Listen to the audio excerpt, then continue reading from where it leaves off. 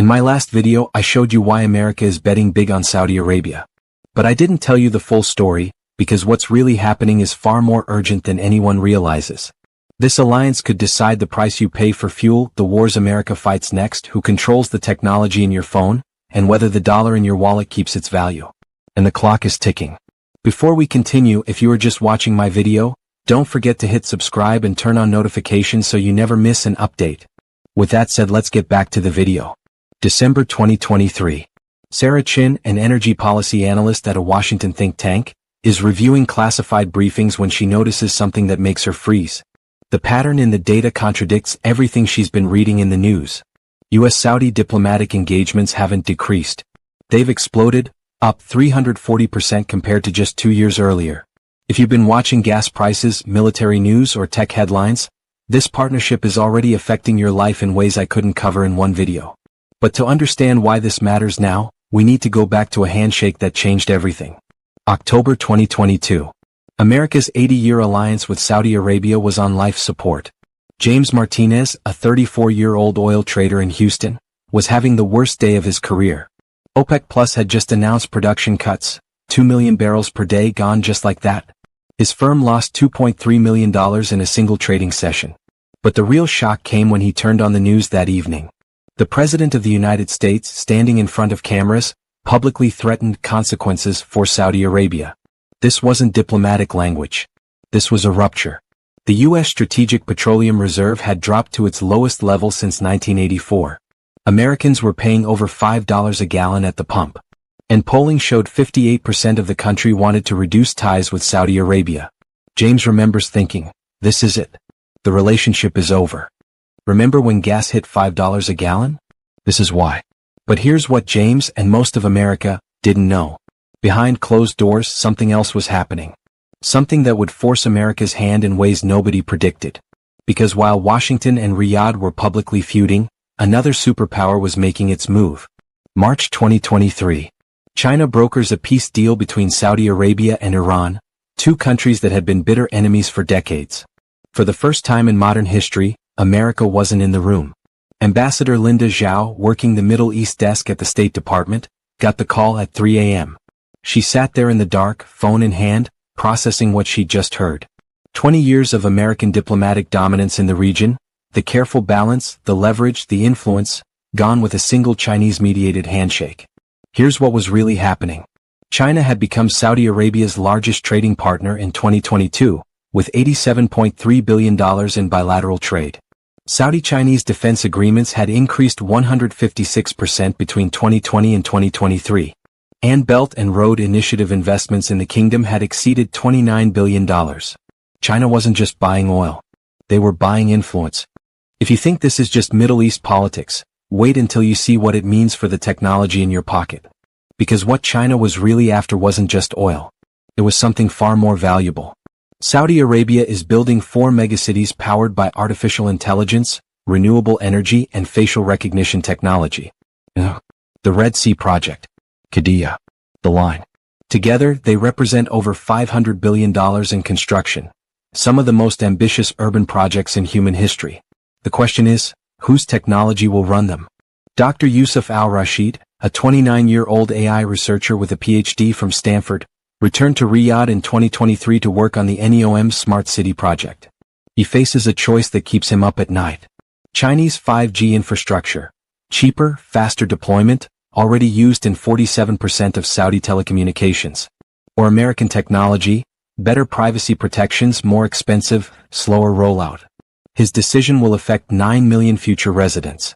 And here's the terrifying part. By 2023, Huawei had already deployed 5G infrastructure across nearly half of Saudi Arabia's network. Chinese surveillance technology exports to the kingdom had increased 290% between 2020 and 2024. If Chinese systems become the standard, the U.S. faces a potential loss of $38 billion in tech contracts. But it's worse than that. The technology standards set in Saudi Arabia today could determine whether your data is secure tomorrow. Because what happens in NEOM doesn't stay in NEOM. It becomes the blueprint for smart cities across Africa, Asia, and the Middle East. Billions of people. All connected through Chinese-controlled infrastructure. But technology is just one piece. The real game changer is happening underground. Saudi Arabia doesn't just have 17% of the world's proven oil reserves. It has something that makes electric vehicles possible. And China wants it all. March 2024. Rebecca Foster, supply chain director for a major U.S. automaker in Detroit, is reviewing reports that make her stomach drop. Saudi Arabia has just announced the discovery of lithium deposits estimated at 10.9 million tons, one of the largest finds in history. Lithium, cobalt, rare earth minerals, the elements that power every electric vehicle, every smartphone, every battery technology of the future. And China is already at the negotiating table for exclusive extraction rights. Here's the math that terrifies Rebecca. China already controls 70% of global rare earth processing. The International Energy Agency projects a 400% increase in lithium demand by 2030. Saudi Arabia is planning a $10 billion investment in mining infrastructure, potentially with Chinese partnership. If China locks up Saudi Arabia's mineral wealth, American automakers lose access to the resources they need to compete. Rebecca's entire EV production line, thousands of jobs, billions in investment, could depend on who controls those minerals. If you're planning to buy an electric vehicle in the next 5 years, this partnership determines whether you can afford one. But there's something even bigger at stake. And then there's the weapon nobody's talking about. For 50 years, every barrel of oil sold globally has been priced in US dollars. Not euros. Not yuan. Dollars. This wasn't an accident. It was an agreement, struck in 1974 between the United States and Saudi Arabia. And it created the foundation of American financial dominance. But that system is cracking. Marcus Thompson, a 38-year-old currency trader in New York, noticed the pattern in June 2024. Saudi Arabia accepting Chinese yuan for oil sales. Discussions of digital currency alternatives. Whispers of a BRICS currency backed by commodities. He ran the numbers 3 times because he couldn't believe what he was seeing. If the petrodollar system unravels, the $3.2 trillion in his firm's dollar-denominated assets could lose 30 to 40% of their value. Not over years. Over months. Here's why this matters to you. The petrodollar agreement creates artificial global demand for US dollars. The Federal Reserve estimates this supports 10 to 15% of the dollar's global value. Every country needs dollars to buy oil. So they hold dollars in reserve. So they buy US Treasury bonds. So America can borrow cheaply. So your mortgage rates stay manageable. It's invisible until it breaks. Former Treasury officials estimate that a petrodollar collapse could trigger a 20 to 30% dollar devaluation. Your savings, your retirement, your mortgage, all of it depends on the dollar staying strong. This is what keeps officials up at night. Saudi Arabia joined the BRICS consideration process in 2023. Chinese yuan oil contracts on the Shanghai exchange hit $15 billion in monthly volume by 2024. The world's second-largest economy is building an alternative system, and Saudi Arabia holds the key to whether it succeeds. But there's one more reason for this partnership, and it's the most dangerous. What happens when the country hosting your most critical military bases starts buying weapons from your biggest rival? Colonel David Park, 46 years old, U.S. Central Command, sits in his office at Prince Sultan Air Base in Saudi Arabia. From this base and 7 others like it, he oversees operations monitoring Iran, coordinates regional security, and manages logistics for 70,000 U.S. personnel across the Middle East. January 2024. Intelligence reports land on his desk. Saudi Arabia is in advanced talks for Russian S-400 missile systems. Chinese drone technology. Weapons platforms that aren't compatible with U.S. systems. Colonel Park knows what this means. If Saudi Arabia pivots militarily away from the United States, America loses. Its strategic position against Iran. Its ability to project power into Central Asia. Its early warning systems for threats to Europe. The numbers are stark. The U.S. operates 8 significant military installations in Saudi Arabia, with over 2,700 troops permanently stationed. Between 2010 and 2023, Saudi Arabia purchased $138 billion in U.S. weapons. But by 2023, Saudi-Chinese defense cooperation had grown to $4.6 billion. A RAND Corporation analysis found that losing Saudi bases would require a 40% increase in U.S. naval deployments, costing an additional $12 billion annually. Every year.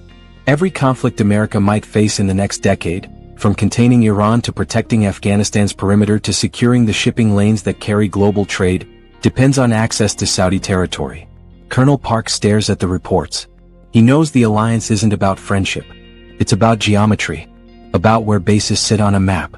About who can reach what and how fast. So when you add it all up, the technology race, the resource grab, the dollar's survival, military access, America faced a choice. Rebuild the relationship. Or watch China fill the vacuum. Between late 2023 and early 2024, everything changed. Here's what happened behind closed doors.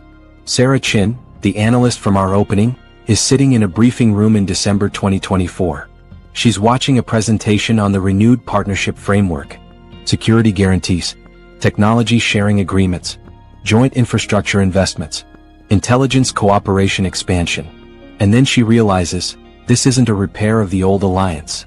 It's a completely new architecture. Built for a multipolar world where America doesn't dominate alone, but refuses to be displaced. Secretary of State Blinken's visit in June 2024 resulted in 14 new cooperation agreements. The U.S. committed to support Saudi Arabia's civilian nuclear program under what's called a 123 Agreement framework, a level of technological cooperation reserved for close allies. A joint investment fund was announced, $20 billion for clean energy and AI development. Defense cooperation memorandums extended base agreements through 2044.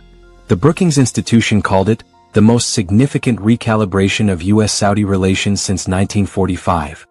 Sarah closes her folder. She understands now. This partnership isn't about the past.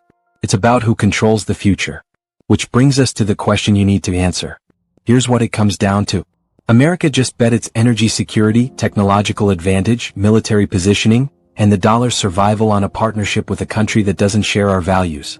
A country that has murdered journalists, wages war in Yemen, restricts fundamental freedoms, and could still choose China tomorrow. But walking away means paying $7 to $8 per gallon for gas.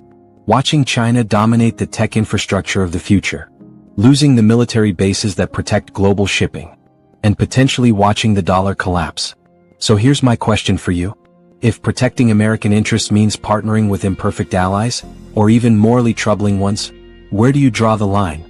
Is this a necessary strategic move in a dangerous world, or are we compromising our principles for short-term gain? Drop your answer below. I'm genuinely curious where you stand, because this debate is happening in the Pentagon, the State Department, and Congress right now. And what gets decided affects every single one of us.